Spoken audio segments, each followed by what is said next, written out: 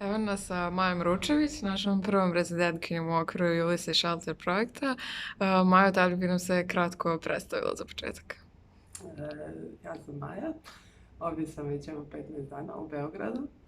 Za 2 dana odlazim, ovo je moja prva književno prevoditeljska rezidencija. Došla sam iz Zagreba, živim na relaciji Sarajevo-Zagreb i Beograd sam stavila kao prvi odabir na onoj prioritetnoj listi gdje bih voljela ići i onda sam završila ovdje i jako mi je lijepo. A zašto je Beograd bio prvi na tvojoj listi? Pa bio je prvi zato što sam, kako smo već ranije, gospođa Jelena Stakić, prevoditeljica, je organizirala sa udruženjem Krokodil taj prevodilački salon. Bio je ponajprije prvi zbog tih ciljeva, znači da održimo neki razgovor o prevodu, pošto ja prevodim na hrvatski, a gospođa Stakić na srpski. A desilo se da prevodimo istu knjigu, odnosno ona je već prevela, ja sam u toku. Pa eto, radi tih ciljeva ponajprije, da upoznam neke kolege, da vidim kako se ovdje stvari odvijaju sa tim lijepim umijećem prevođenja i tako. A osim tih ciljeva je bio, Beograd mi je bio odabir zato što ja jako volim ovaj grad i htjela sam opet doći u njega da se družim s kolegama. I kako ti je bilo, kako su ti utisci sa rezidencije? Pa meni je bilo prelepo. Što se tiče vašeg udruženja Krokodil, evo sad se mogu vratiti kući i svima vas hvaliti, jako ste divno organizirani i sve. Stan u kojem sam boravila je isto jako lijepo opremljen, i prozračan i svijetao, inspirativan za rad. Upoznala sam strašno puno divnih i zanimljivih ljudi, prevoditelja, književnika, izdavača, nekakvih ljudi s neke kulturne scene ovdje koje nisam ranije poznavala, tako da smo vodili mnoge zanimljive razgovore i svašta sam doznala. Recimo sam proširila svoje znanje i o, književnoj sceni ovdje, a i o prevoditeljskoj.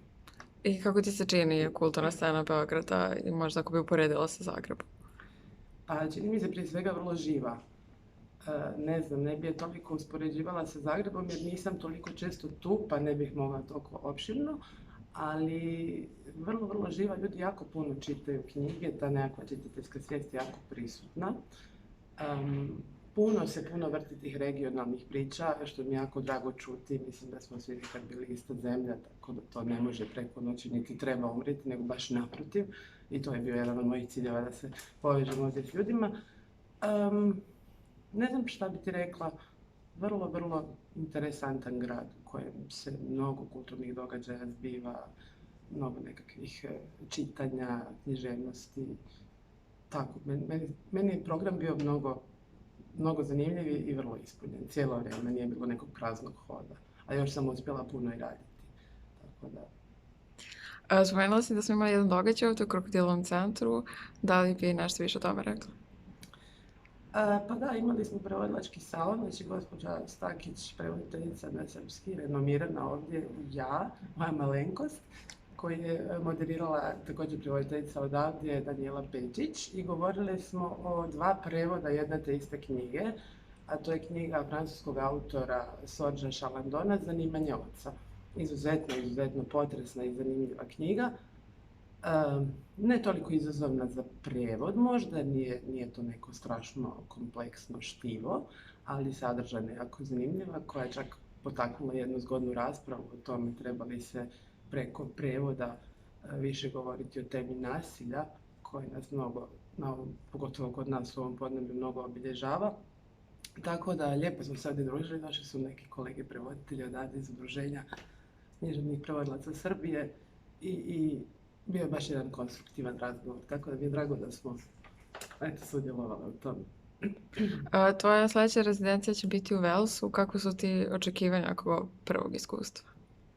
Pa, očekivanja su mi vjerojatno sasvim suprotna od Walesa nego od Beograda, jer mi je Beograd ipak poprilično poznat. U Walesu nisam nikad bila, ali bit će naravno i to neko drugo govorno područje sa mnogo stranog jezika koji ću, nadam se, i sad malo više usavršiti, premda govorim engleski, ali voljela bi biti tamo. Drugačije je kad se negdje izmisliš u drugu sredinu, pa si baš u tom jeziku stalno, tako da se veselim tome jer sam jezičar prije svega.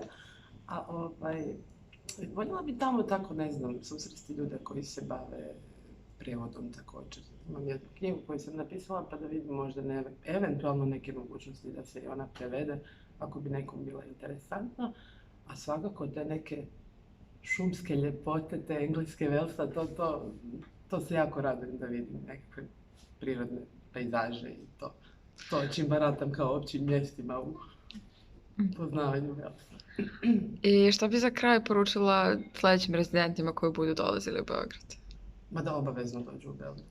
Nemam tu šta puno poručivati, ovdje je sve tako lijepo organizirano i živo i vibrantno i inspirativno i jako se dobro jede. Pazite se da se ne odebljate, ja sam to već prošla.